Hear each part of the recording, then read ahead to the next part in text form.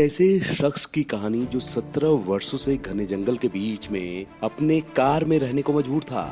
वजह यह थी कि वो कर्ज नहीं चुका पाया, इसलिए उसको अपना सब कुछ छोड़कर जंगल में जाना पड़ा। यह कहानी कर्नाटक के एक ऐसे आदमी की है जो पिछले 17 वर्षों से जंगल के बीच अपनी जर्जर हो चुकी सफेद एम्बेसडर कार में जी रहा है। यह सुनकर मन में पहला सवाल यही आता है कि आखिर क्यों यह शख्स समाज से दूर घने जंगल में एकांत में जीवन गुजार रहा है। शख्स का नाम चंद्रशेखर गौड़ा है, जिसकी उम्र 56 साल है। दरअसल एग्रीकल्चर लोन यानी कि कृषि लोन न चुका पाने पर उन्होंने अपनी 1.5 एकड़ जमीन खो दी, जिसके बाद वो घने जंगल के बीच जाकर अपनी कार में रहने लगे। एक चैनल की खबर के अनुसार चंद्रशेखर लंबे वक्त से दक्षिण कन्नड़ जिले के सुलिया के पास घने जंगल में रह रहे हैं। उन तक पहुंचने के लिए जंगल में करीब 3 से 4 किलोमीटर चलना पड़ता है, जिसके बाद बांस से बंधी हुई एक छोटी प्लास्टिक शीट नजर आती है, जहां उनकी पुरानी एम्बेसडर कार भी खड़ी है।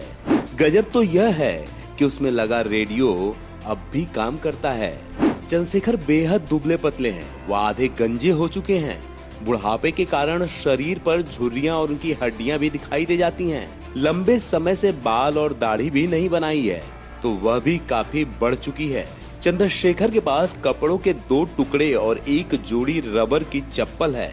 वह जंगल के हिसाब से जीना सीख चुके हैं। अगर हम रिपोर्ट की माने तो चंद्रशेखर के पास नेकराल केमराजे गांव में 1.5 एकड़ जमीन थी, जहां वह सुपारी उगाते थे। सब कुछ ठीक चल रहा था, लेकिन साल 2003 में उन्होंने एक सहकारी बैंक से 40,000 रुपए कर्ज लिए, पर कई कोशिश के बाद भी उसे चुका नहीं सके। ऐसे में बैंक ने उनके खेत को नीलाम कर दिया।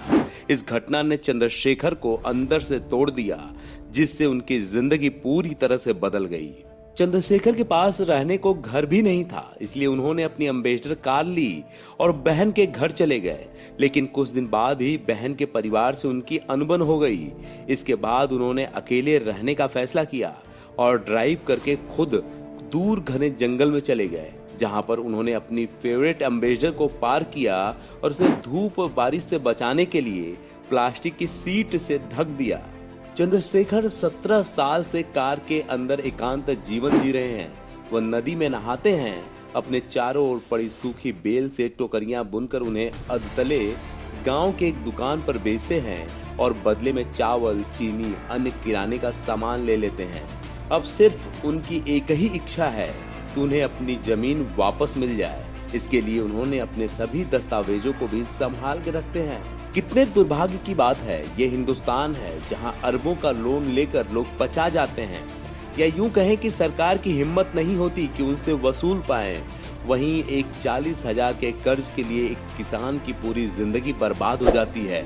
घर नीलाम होता है और वो मौत के मुहाने पे पहुंच जाता है, लेकिन आत्मसम्मान से जीने के लिए वो समझौता नहीं करता, बल्कि जंगल में जाकर अपना जीवन बिताता है। ये हिंदुस्तान का दुर्भाग्य नहीं तो और क्या है कि अमीरजादे लोन लेते हैं और पचा जाते हैं, और एक किसान सब कुछ बेचकर भी न सिर्फ लोन चुकाता है, बल्कि अपनी जिंदगी को भी खत्म कर देता है।